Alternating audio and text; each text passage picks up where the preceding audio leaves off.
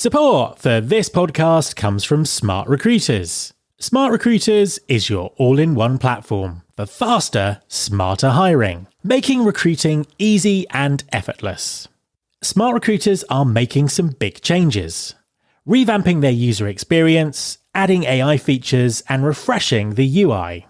I know from experience that they truly are a company that really values the recruiter and the practitioner. They understand the intricacies of the recruiting business, and this has always been reflected in their functionality and customer support. So it's exciting to hear that they're making a bunch of updates.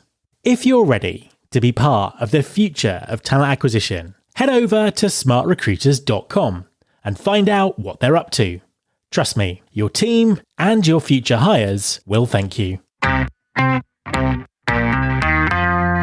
There's been more of scientific discovery, more of technical advancement and material progress in your lifetime and mine than in all the ages of history.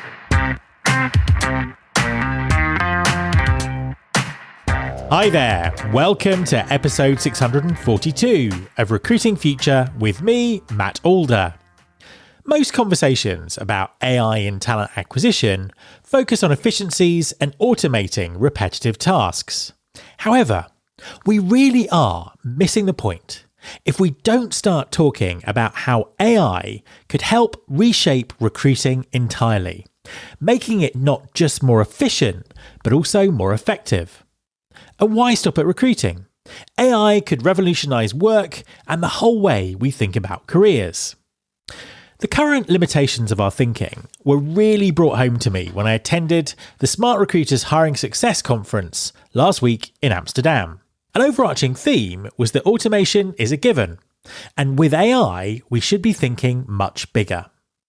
So, what does this mean for TA strategies? And how can TA leaders ensure that they are proactively shaping the future direction of recruiting?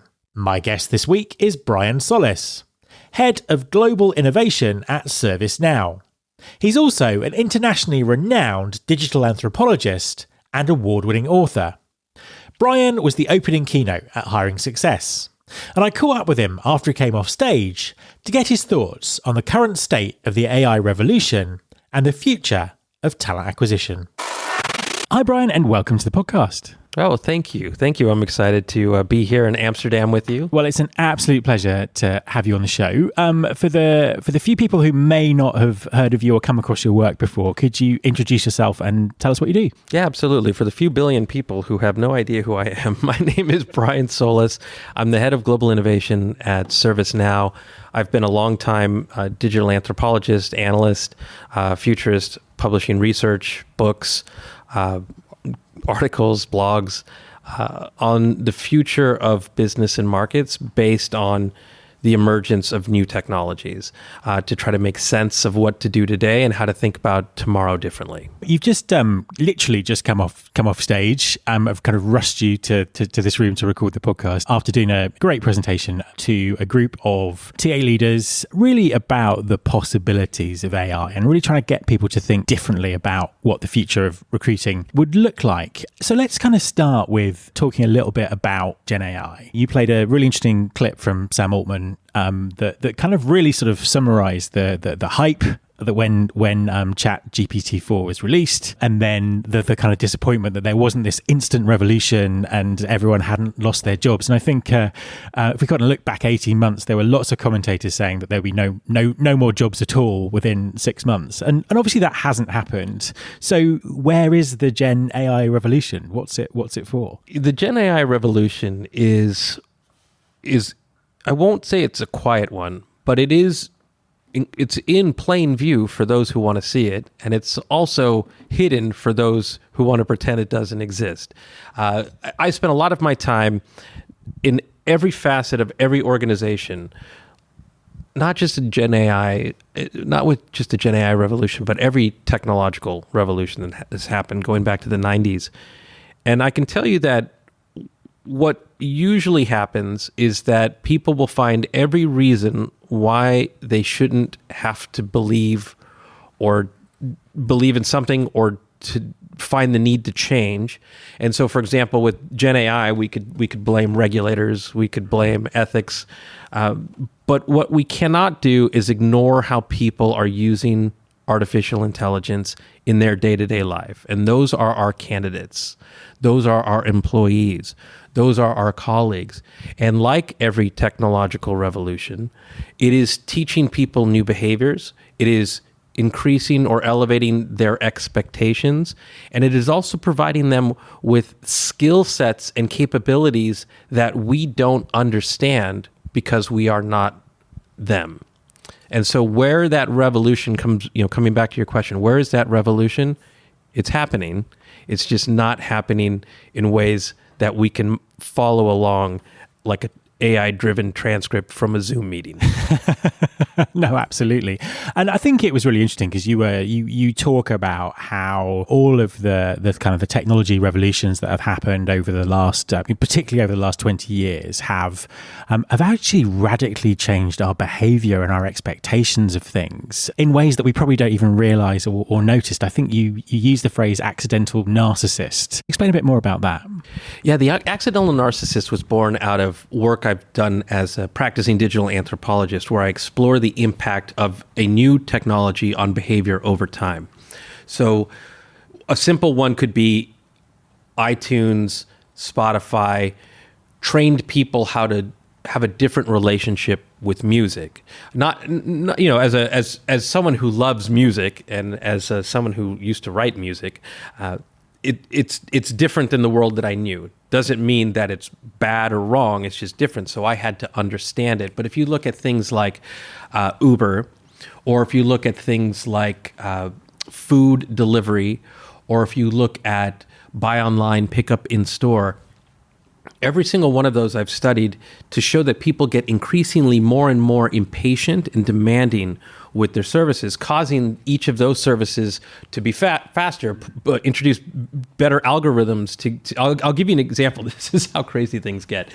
In the United States, we have an app called DoorDash, and it's food delivery. And one of the things that they had noticed is that as more and more people were ordering food, if it took longer than they thought it would take, they would bombard the customer service bot or phone line to say, this is unacceptable, and DoorDash would have to offer discounts or complete refunds just to keep people using the service while they were in growth mode. And one of the things that they figured out was that if they put a little icon of a car on the map to show you where it is in its journey to you, they would eliminate a vast majority of people reaching out because subconsciously you understood it was on its way to you. So the accidental narcissist is just used to having things better, faster, more personalized. And it's in that nature, as someone uses, say, for example, generative AI in their day-to-day life, once they start to encounter different services or experiences or job postings, application processes that don't feel familiar, then it feels unfamiliar. And that starts to, over time, dictate whether or not your company is the right company for them. We'll come back to job seekers and candidates and AI in a second. But before we do, how are you seeing companies respond to what's going on? How are organizations responding to Gen AI? I'll tell you, having been helping companies, C-suites, and also startups and founders launch their companies, there has been a dichotomy of responses going back to Internet 1.0. Not surprising.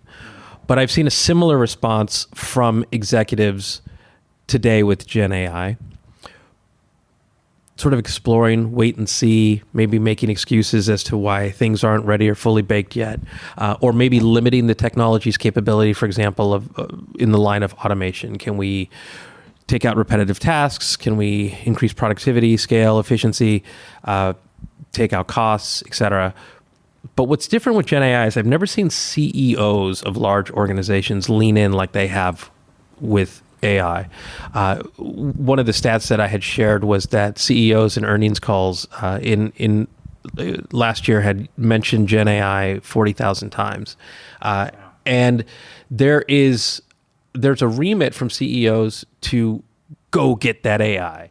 And then you have the rest of the organization not ready to respond with that level of enthusiasm or excitement. And so it's sort of limiting its possibilities, where you get headlines like in The Economist, "Where's that AI revolution?" Oh, absolutely. And I think it's very true in our industry as well, because I think that most of the narrative and the conversation, the discussion around AI is about automation and efficiency, and will recruiters lose their jobs, and all that kind of stuff. And as you say, at the same time, we've got candidates who are just experimenting and doing things that they've never done before in terms of applying. And there's sort of a big mismatch there, isn't there? But it's also a message of empowerment, and that is to the individual listening to this. If you think AI is going to take your job, then it will. If you think of your role as one of transactions, and you think of your role as steps of which could be replicated through AI, then that is your limitation. But if you think of AI, one of the things I introduced today was AI not standing for artificial intelligence, but instead augmented intelligence, where it becomes an extension of you and the value that you'd like to create for your organization and for job seekers and candidates. You have an entirely new opportunity to reimagine your role and the impact that you have in your organization. Thinking about that augmentation, I think you sort of said the phrase sort of unlocking the real magic of AI. How should people think about that? And just kind of position it in a way that allows them to sort of look at the possibilities of what could happen in recruiting with AI. Yeah, it's such a hard question to answer, because it's like, well, just ask different questions, just be curious, just use your imagination.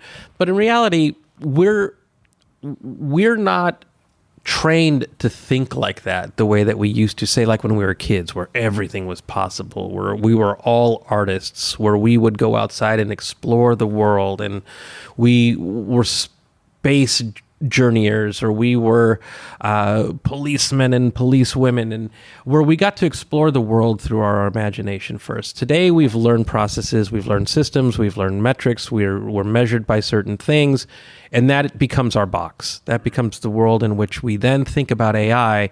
What does it mean for me in this capacity? And where we first have to start is by someone giving us safe space, usually a manager, usually a C-level executive, to say it's okay that we as an organization or we as a team don't have the answers, but let's go figure them out together, and let's go understand the unknown. Let's go explore the unknown. Let's experiment with what we don't know to then try to answer that question. And there's all kinds of ways, frameworks and systems or creative journeys that you can undergo to open your mind. I call it a mind shift, where you just ask different questions, you use the systems, you use the technologies, you explore, you experiment, and in the process of doing that, you actually become more and more versed in the very thing that you didn't know. We were kind of talking before I hit the record button about job seekers using AI and that kind of thing, and you shared a brilliant example in your presentation of someone in India who created a homework machine that uses Gen AI and actually writes with a pen to, clones your handwriting and writes with a pen. And obviously the analogy there is about, job seekers using Gen AI to cheat in recruitment processes, whether that's applying for thousands of jobs in one go or getting it to write the perfect cover letter and things like that. There's lots of sort of soul searching and debate about how employers should respond to that. And, the first kind of knee jerk was like, we'll just get software that roots that out. How should employers respond to what's going on with job seekers and AI at the moment? One of the quotes that I shared in the presentation was that it's from an architect. When we spend a lot of time thinking about the design of the bridges. I can't remember it verbatim, but we think a lot about the design of the bridges and not so much about the people who use it. And I think that's where it starts. It's an empathetic approach to understand job seekers and how they use technology. And instead of labeling it cheating, understanding why they do what they do, how they learn to do what they do, and also understand what matters to them, because it isn't just how they use AI to apply for jobs. It's probably how they use AI and other technologies in their day-to-day lives to make decisions, to accomplish tasks, because it isn't just about the job seeker. That job seeker might also become an employee or already be an employee or a colleague. And it's applying that empathetic approach to actually see the world as they see the world, and then look at your processes, look at your systems, look at your touch points, your experiences, your onboarding, everything from that perspective, because every one of those is an immediate opportunity for improvement, where you're taking incremental and maybe even innovative steps to make that experience better, which also makes you more competitive. So the low-hanging fruit, the quick wins, are there through an empathetic lens. Absolutely. And I think you sort of talked about quick wins and things like that. What comes after quick wins? Because I think what we're seeing, which is fantastic, is there are a number of employers where the heads of TA or the leaders in the HR team have given people that safe space. And there's some great sort of innovations coming from very often using publicly accessible versions of ChatGPT and all that sort of stuff. And we're seeing use cases like writing job descriptions or researching talent intelligence in terms of looking at workforce data and automating that. What comes after the quick wins? What do people who are already kind of doing that? Well, let's talk about that. Quick wins apply to, for example, taking out repetitive tasks, automation, in how you see the role today. Quick wins could also come through how you see the world through the eyes of a job seeker who uses all of this technology. So you have two immediate opportunities with quick wins, right? The internal view and the external view. Most are using the internal view. So you have an immediate opportunity with quick wins from an external perspective for differentiation. The next wave is differentiated use cases. So what aren't people doing? Where can I create new value that doesn't exist today? How can I be more attractive to a candidate or a job seeker, for example, that has a different way of interacting through life? The next phase from there is transformational initiatives. What is it that we could do to reimagine our industry or our work or the meaning of our work? More existential or philosophical questions that a lot of people just aren't ready to have, but they're needed. And it's not just because of AI. It's just because these things are dated and they feel that way. As someone said to me not so long ago, in a lot of ways, recruiting's not changed in hundreds of years, let alone a few months. And I suppose that brings me to my next question, because you're actually doing some recruiting yourself at the moment, so you're kind of very much in the process. What do you think recruitment should look like in, I don't know, 5 years' time? What do you think could be possible? Where should people sort of be pointing their energy and their visions? I have to be very careful with this answer because I do appreciate, for example, the recruiters that I work with in our organization. They have been incredibly helpful in helping me find the right candidates and helping them come through the system with the best possible experience. And the thing that I think makes them so valuable is the human touch. My particular partner in this recruitment initiative is just one of the best people you could ever meet. And so when you have an opportunity to speak with her, it comes through. And I guess that's one thing that I want to say is that, like in every aspect of our organization, let's take customer service, for example. We have used every technology that's come along. Think the internet, think contact centers, think chatbots before Gen AI, to get further and further away from the customer. And so we were using technology to become more systematic, more transactional, more self-service, because it was cost effective. But no customer ever woke up and said, I hope I get to call a call center today, or I hope I get a chatbot to help me out today. And so I think the same is true for recruiting. technology aside, is that we have to explore ways to be more human. Because at the end of the day, we're trying to bring people into a community, not just a company, of other people where they want to be, where they're going to spend a significant amount of their time, their lives with us. So from there, then it is taking that empathetic lens we talked about earlier, thinking about people and relationships, and then asking the question, how can we use AI, Gen AI, what comes next, to enhance those experiences or to create the types of engagement opportunities that we've never had access to before, but keeping that people-focused lens. That's how I would approach your question. And then analyze, once we start to philosophically understand what that could look like, it's then, what is it today? What are the expectations of people? Where are their sources of joy? How are they using technologies to accomplish tasks and why? And then go through the journey and see exactly where we can get our quick wins, where we can get our differentiated use cases over time, create a roadmap, and then what could be transformational. Like, think big, dream big. It's a methodology that could be traced to things like human-centered design, but that's how I think about it. And I look at what can be improved, right? That's my iteration, and then where I can create new value, and that's my innovation. And so a final question for you, and you've touched on this many times in the conversation, but just to, I suppose, by way of summary, for the TA leaders that are listening, for the people who want to be leaders in the future, anyone sort of thinking about what the future of talent acquisition is going to look like, what's the one thing that they should do right now to kind of start that journey, or to free up their thought process, or whatever it is? What's the one thing? All right, well, let's do three things, and we'll come back to the second and third. But the first is to take a deep breath. Just take a deep breath, and tell yourself this is going to be okay. And it's going to be okay because what you do next is actually going to define what the future of your industry looks like. There is no playbook for this, so everybody's scrambling to try to figure this out. And there's also certainly a lot of people covering their eyes and closing their ears.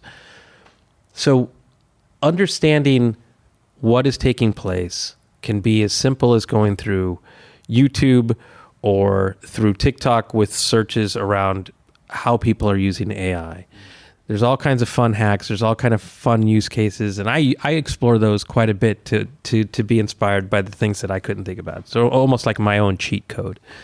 But it's fun to go through that. And you'll find yourself first maybe saying, that's ridiculous. But eventually you'll start laughing and you'll start finding fun in it.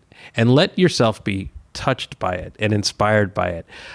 If you're a parent, let it inspire how you think about your children and how they partner with this type of technology to go throughout their scholastic career. Because if you think about education, that's also going to change quite a bit.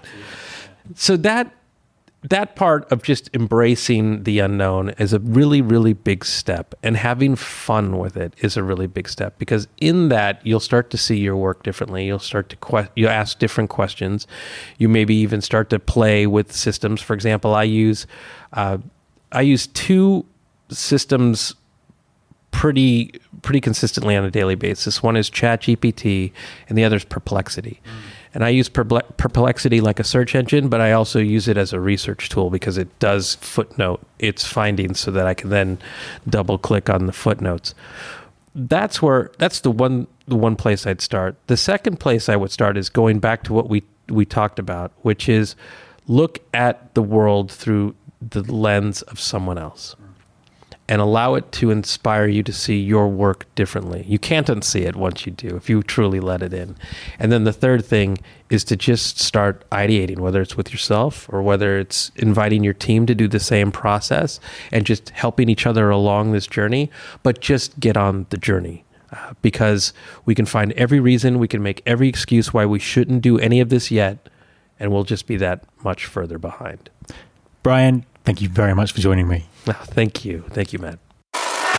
My thanks to Brian. You can follow this podcast on Apple Podcasts, on Spotify, or wherever you get your podcasts. You can search all the past episodes at recruitingfuture.com. On that site, you can also subscribe to our weekly newsletter, Recruiting Future Feast, and get the inside track on everything that's coming up on the show. Thanks very much for listening. I'll be back next time, and I hope you'll join me.